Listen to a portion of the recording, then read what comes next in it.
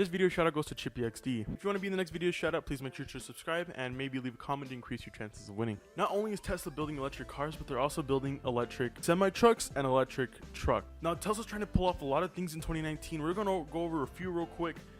The fact that Tesla is building a semi-truck, which this is not new news, the Tesla Roadster, not new news. Now, of course, they're trying to significantly increase Model 3 production to make it cheaper. Now, the Model 3 is honestly, in my opinion, going to start off the electronic age, or the age of electric vehicles. I remember being in 4th grade when my teacher first told me electric cars existed. They sure disappointed me because electric cars in the beginning could only go so far.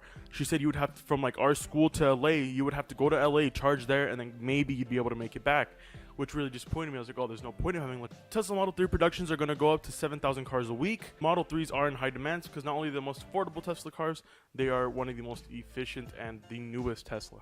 The Model Y is a crossover between a compact looking Model X, but with a few more upgrades, of course. The Model Y is basically the Model 3's bigger brother. Now, if a lot of you guys didn't know this before, Model 3s are actually not sold in Europe, so now the EU is going to get some Model 3s. So if you guys didn't know this, the Model Y is going to be coming before the Model Roadster comes out.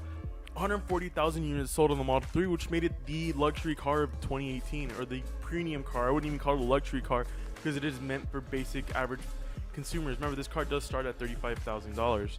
Now, with that, if you think about it, there's no other electric car on the market that's going to cost that much. The Tesla pickup truck has been rumored to come out this summer. Now, with the Tesla truck on its way and with its expected release date to come out maybe sometime this summer, I can honestly see Tesla buying other companies and also making them convert to more electric cars as well.